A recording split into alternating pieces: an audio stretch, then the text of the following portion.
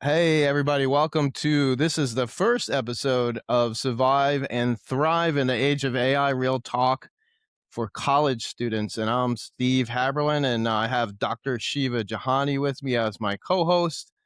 And we're like to just start the episode today, or actually start the whole podcast today, talking a little bit about why we're doing this and what it has to do with the age of AI and where it came from. But I think, Shiva, probably just start with a little bit of our backgrounds. Well, let me just Uh, say that we both work at University of Central Florida. We're yeah, both, we both teach there and research. But this, just to be clear, this podcast is our own work and it's not affiliated directly with UCF. But anyway, I'm sorry, Dr. Jahani. What's listen. your background? Who are you?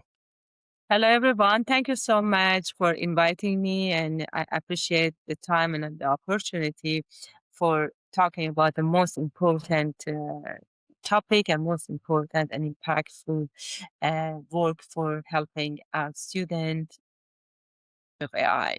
So I'm a yoga instructor and a mindfulness meditation, specifically mantra meditations, certified breath work and sound healer. So, and I have been teaching those courses at college level. So I have been experiencing such a rich um, and improvement in terms of anxiety, stress, and depression for on my own students. And I would love to just be involved in that conversation and talk more about how we can help our student in the age of AI with stress, anxiety, and also be scared and freak out of um, AI, how help or not help them in the future. Yeah, thank you. So I met Yeshiva at University of Central Florida when I came there, but I'm an assistant professor there in the Department of Learning, Science, and Educational Research. So I do teach courses there for doctoral students, but my focus of research is on mindfulness and meditation, including digital. I'm very interested in what we might call digital mindfulness interventions in higher ed. So both of us have done over the last few years a lot of research with undergrads and graduate students on how do these contemplative tools like mindfulness, meditation, yoga, breath work, Yeah. how can they help them with stress and anxiety and focus. But now this podcast is called in the age of AI, Mhm. and we all know we're going through some pretty massive shifts in society in all areas because of this technology. So Shiva, I was telling you one day that the premise of this came from, I was thinking of my own kids and I was thinking of my daughters. One is graduating at University of Florida, and she's going to go to PA, physician assistant school, so she's not done.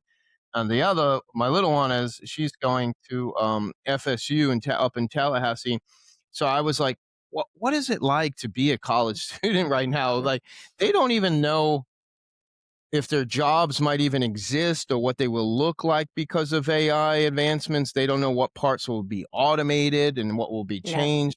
So it's like this giant wave of change coming as they're Mhm. trying to figure out, who they are, what do they want to do with their lives and build their careers. And I thought, that's a lot. That's a lot of stress and that's a lot of things to figure out. And I said, what if we did this podcast? What if we talked to experts and people, just everyday people, students, faculty, and we said, okay, let's put our heads together. What's your best advice for college students right now that are just super anxious or stressed out about the future? I think you know, based on my own um, experience of teaching this course and working with undergraduate students, I feel this is it is right time to have conversation about this topic and how we can um, help our students with this, fear or also using as advantage. So I think from my experience, students, um, there are two types. One types are using AI Hmm. and as assisting you know smart assistant tool and get advantage, but they're also not using this in right way. They're using in very basic, for more assignment and homework, Yeah. and without thinking about to use it is more for analytics things and more helping them with critical thinking and being more Hmm. creative and find their uniqueness, because part of what I'm teaching in yoga, mindfulness meditation, and all breath work is all about how through these tools and techniques you find your own identity and who I Yeah. am and what is my purpose of life and what are my goals. So those are just like the core value and believe that, with knowing yourself and knowing, AI as a tool and techniques for you, how you can just, without stress, anxiety, you do your work, your job, but using this one to enhance and, put you in different level of Hmm. Yeah. what you're Should we talk? doing. We can mention the program that we're pilot, right? That we're Yeah, starting to yes, implement, and we're going to pilot a little bit more research wise. The AMYA, which stands for AI yes, yes. I mean, AI mindfulness for young adults, and it's an 8-week module. Do you want to talk about? yeah, You kind of mentioned some of the yeah, content. We're trying to exactly. help students figure out who they are, what their values are, Oh, and yeah, how exactly. they interact with AI, and not lose themselves kind of in the process. Exactly. And then this is, as you say, this is what we are now piloting, but we also, as you're aware, we found that some students are not feeling comfortable and not Oh going to yeah, yeah, use it. So we have right. two types, then, this Hmm. types and this type. So, and, this types is also, uh, we try to both bring to the, midpoint to just see that, to talk and have conversation about that. So we just, well, and how we can help them with both side of Yeah, taking advantage or who are have some fear, and as I say, they don't know you know if they're going to lose their identity, or they yeah, in the process, yeah. and also they're not having job because of that, or Yeah. any other thing they have heard about the disadvantage of using AI. So yeah, I mean Siva, it's that I was gonna say, one of the things, though, I wanna ask people that we mhm. bring on, guests, that have experience in this area, is should students be required to do AI training, like ethics Yeah, or the modules exactly. that we created? Because it's an AI saturated world, and this is just my opinion. My belief is that, it's like not teaching, it's like they're gonna live in an ocean, and you're not gonna teach them to swim. You're not gonna require them to learn to swim. I mean, everywhere they go, it's only gonna evolve more and become even Yeah, more saturated. exactly. So if they say, Mhm. "Well, I don't believe in AI," or "I don't wanna use Mhm. AI," Yeah, from exactly, yeah. from a higher But edge, from an educational standpoint, though, are we really preparing them, if we don't require them? But I know that's a whole nother issue, but I wanted to get outside perspectives on, like, well, what do we do? We just give them an alternative, but at the same time, we're not preparing them. We're not teaching them how to interact with a tool that's gonna be, like, just yeah, infused in every area of their life, or it already is. exactly. And I'm thinking what we are doing now, to um, provide them with these modules and engaging them in discussion about what they're feeling, how they are Yeah, processing, and and connect them to their own value and core values. And I think it's really helped us to find the pathway of conversation, and yeah, also mm, hearing their voice, and also you know speak about their feelings and be representative of their voices, you know how they are just dealing with yeah. this world, That's and how we that's can help I'm them. sorry, go ahead. No, I say that's what I think is important step that we are taking now. Yeah, I think that's why we invite students on. I think it'd be great. We talked about having college students. I think undergrads and graduate students occasionally on, and let's hear from them. What are they going through? What's their emotions? So how are they dealing, navigating the change? Because I don't know if there's platforms for them to really like share what they're going through. It's kind of like being forced, right? It's being like Yes, forced on exactly. them, and they don't really Yeah. have an outlet or a voice, maybe other than their own. social media. But so I want to ask you, like, how do you? Because you're talking a lot about values and knowing themselves and having kind of like a solid identity. How do you think tools like mindfulness, like present moment awareness training or yoga training, how do you think that might help a person deal with the shifts of like the adaptation of Mhm. AI? A good question because I'm a researcher, as you are. So Yeah. we knowing how to do research, and I think yoga and mindfulness meditation are kind of self-study. So Mm, through this practice, you kind of explore your own identity.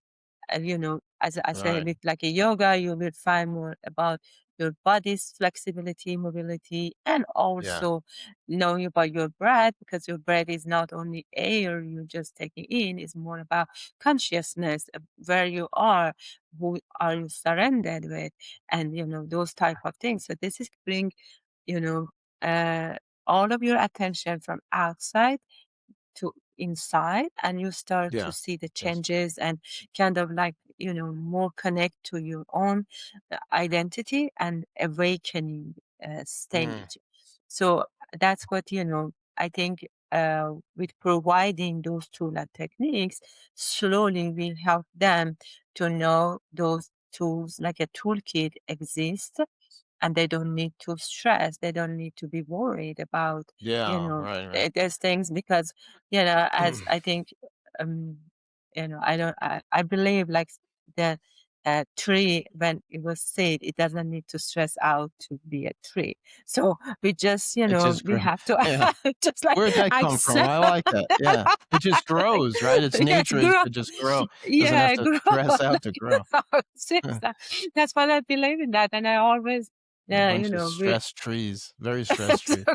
It's that's that's what I think that's, Yeah. we have to have as like a look at uh, nature and, I outside love of that. Yeah. ourselves, Mhm. saying like, Mhm. okay, I just grow with what I'm surrounding and Yep. being aware and mindful and do my, right things and learn the, steps In the to moment, not right? Adjust in the moment exactly. and learn and make the best Yeah, decisions you can. It's not gonna be perfect. exactly. Yeah, and I don't think we're saying these tools are gonna eliminate all the worry and stress and, people losing their job. We see this in the headlines now, people losing their Yeah, yeah, jobs to exactly. AI. I'm not saying it's like a panacea where it's gonna eliminate all that, but it could help. It could help you Exactly. kinda navigate and know what Yeah, move to I use because because I practice mantra meditation. You yeah. teach mantra meditation.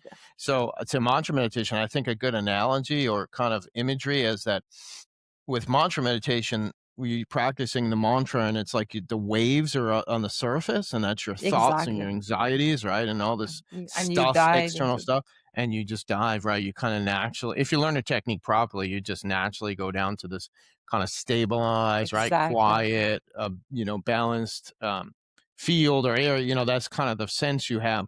So when you come out and you're dealing with all this stuff, you're not as easily shaken. It's like you got an anchor, you have an Yes, anchor or a yes, foundation, so you're not like shifted by the winds of change so easily, or you can go with them. So I do think these tools are good. What if somebody says, what if the argument or the criticism is that, oh, you're teaching religion or you're teaching spirituality to deal with AI?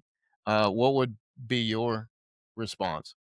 I think this is, as I always say, there is no any kind of like a conflict or interaction or Yeah. anything. So those are tools and techniques. As I said, this is a toolkit, and like Mhm. breath work. Breath work is the most powerful, and you have access wherever you are. You don't need anything except manipulate your breath to impact on effect on your nervous system to move from state of anxiety Yeah. and stress to state of this calmness or stillness.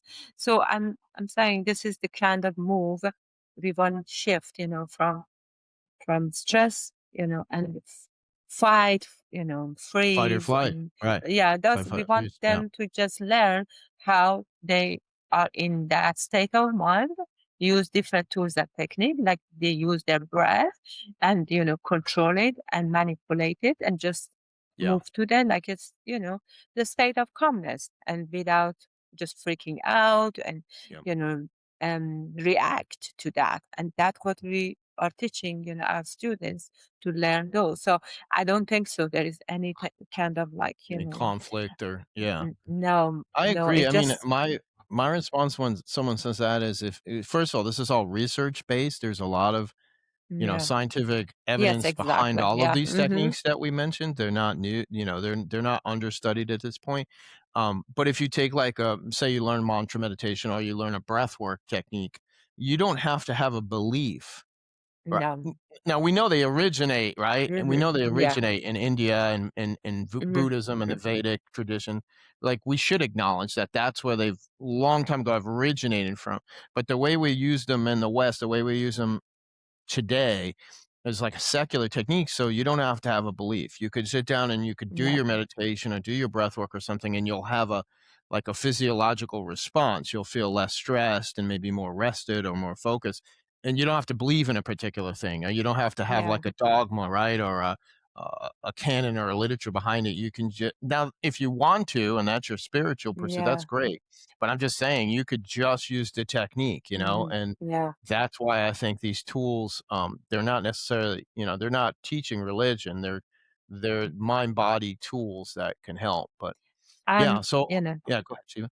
I'm glad that you mentioned that because you remember we conducted a study about like a feedback with the when they're doing meditation with Hmm. technology, their muse study. I'm talking about Oh, the muse study with the the neurofeedback headbands that we've yeah, tested. exactly. Yeah, So yeah, right. when we show students about Yeah. using this tools and techniques and technology, and also was teaching other group traditional way of meditation, we found out they just like students whenever coming to the space of calmness, when they start to using their breath, it doesn't matter because it's just like they learn how to just use different things, this Yeah.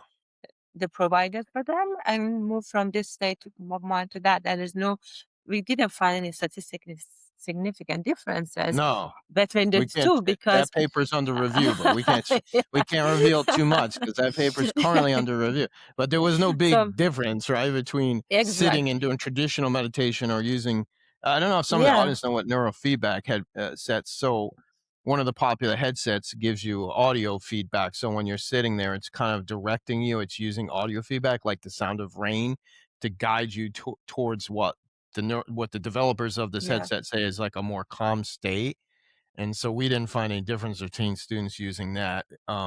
So and people find and it this is surprising because I write about this and have a book about this about AI about I'm sorry about like digital mindfulness tools, but I'm not convinced that those tools are really having greater impact on your mental health outcomes than say learning to just do traditional meditation from a teacher. I'm still not 100% convinced. I do think they could be more engaging, um, maybe more interesting, maybe more yeah, engaging or accepted by younger yeah. right, I by younger people, maybe. What Yeah, do and you think about these yeah, and digital back tools? to your point, yeah, that's and also Yeah, back to your point about the conflict with religion and everything.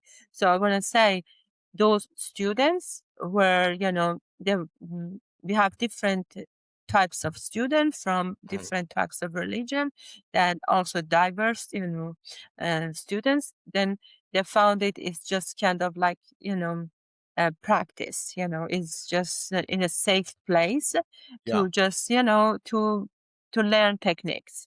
Now, not talking about any, as you say, where is, this originated or coming from, mhm, but that's learning about, tools, technique, and technology, and seeing what it works for them, what is not working for yeah, them, right, what and works for them as an yeah, individual. Yeah, yeah, exactly, and also being comfortable yeah, with own practice and using different things, then not have any conflict with their own practice, because yeah, what we are, they're just, and also learning is as you're meditating and to we don't need a specific tools or technology or very fancy things to meditate.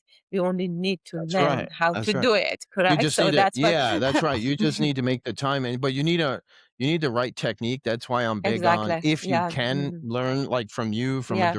from a experienced teacher, I'm all Yeah. for that first, but Mhm. some people Yeah, don't exactly. have the means, some people, they don't have the opportunity and means, but I think that's best because Mhm. once you learn the proper technique, yeah, it's just a matter of Yeah. making time for it, and you don't need any you don't need any gadgets, Yeah. but that's what I wanna ask you about with AI and mindfulness, have a lot of thoughts on this, and I write a lot about this now, but AI, assisting mindfulness or teaching, do you think going into the age of AI, is it gonna help us, learn mindfulness or practice mindfulness more? Is it gonna mess things up? People have various views. Um, I think it's too early to discuss that about what is future, and Mm, but I'm very confident about what we are, piloting now on mhm, our own student. We will get more result and answers about using that AI mhm, and practicing meditation, and then slowly, as we are conducting more research, we can talk scientifically about yeah. and predict our future about using AI for mindfulness meditation, or just learning techniques and tools is enough. So I think that's what I think Yeah, a lot of my it is theory right now. There's some early there's not a lot of studies on it, but so yeah.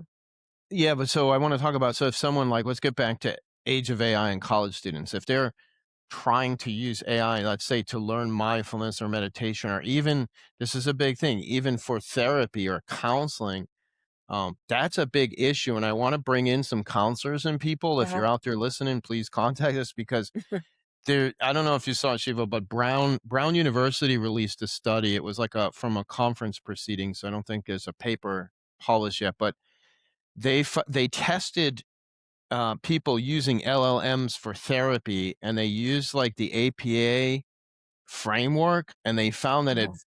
consistently violated mental health ethics and protocols. So and the term was deceptive Interesting. empathy because it agrees with you, and it kind of where they use the word Mhm. gaslight. It just uses these techniques that goes along and keeps you kind of on there and keep you talking with it, but it's not necessarily helping. It could be enabling you or steering you down Mm. the wrong road. So I think that can parallel mindfulness training where if someone's Yeah. just sitting there, right, trying to use it as like a guru or a Yeah. spiritual teacher or a meditation teacher, there could be, it looks like there's going to be issues because this is not, it wasn't Yeah. designed originally for that. It wasn't Yeah, designed for exactly. therapy, right? Yes, exactly. That's It exactly. So detects that patterns and it's really good for students writing exactly. their essays or research paper, but it's not Exactly. designed to counsel you.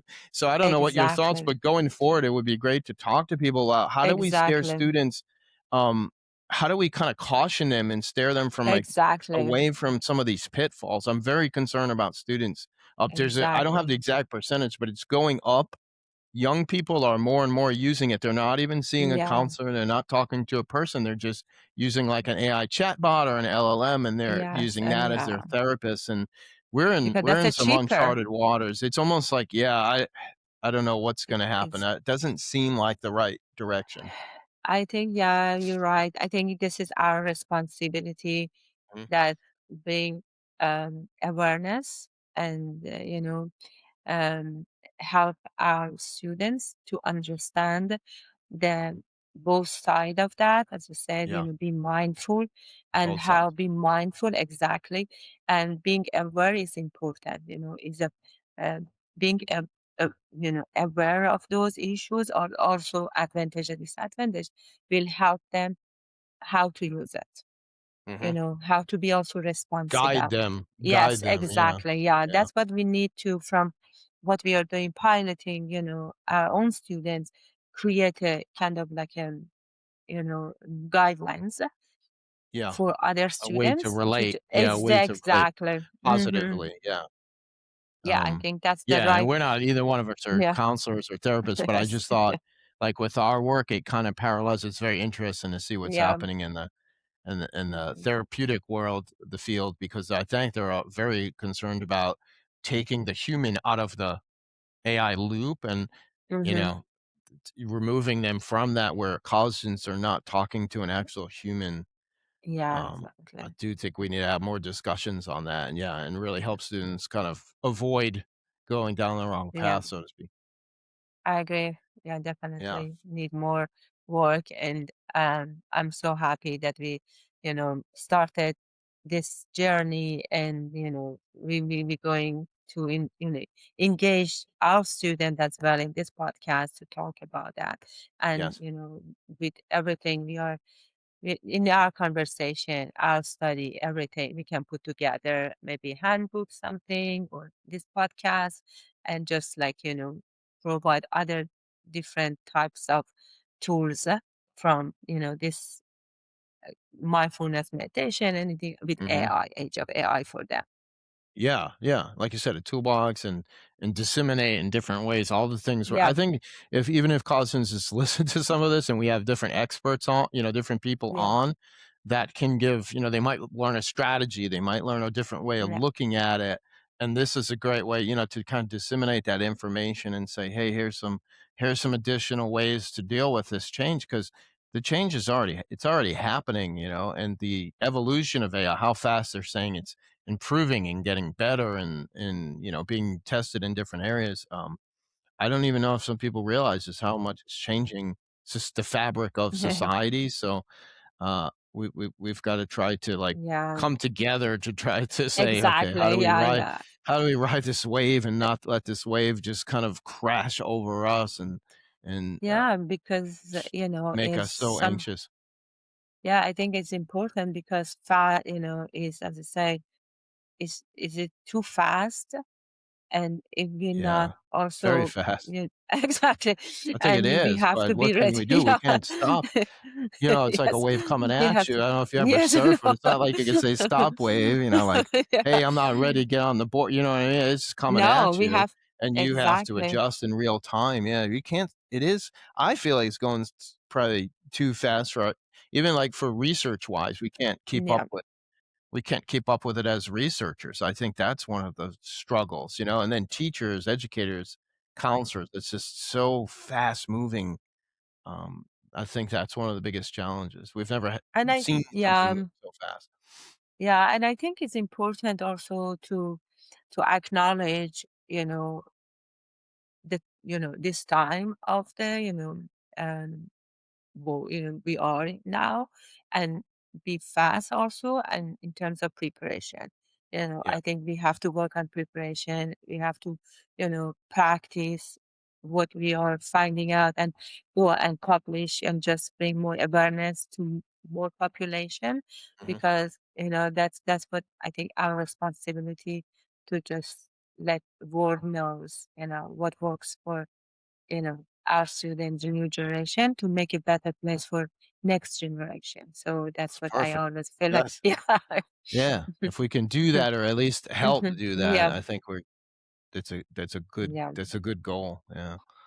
Well, Siva, I want to Yeah. thank Thank everybody you. for listening to our Sure. inaugural Mhm. our inaugural episode, our introduction. So what we're going to do is have different guests on, and we'll be sharing those and publishing those. We ask you guys to subscribe. We ask you guys to share the episodes with everybody. We would love if universities and colleges and wellness coaches and faculty would share them with students and help us, disseminate this work and reach out to us. And also, if you are someone that thinks that you specialize in AI or you're in one of these different areas of education, wellness, mindfulness, psychology, even we're also interested in talking with people who know the job market and the marketplace for AI for young people. Please reach out to us and we'll put in the description contact email for me and reach out and see if you'd like to be a guest in the future. So thank you so much, Thank everybody. you so much. Thank you. Thank you.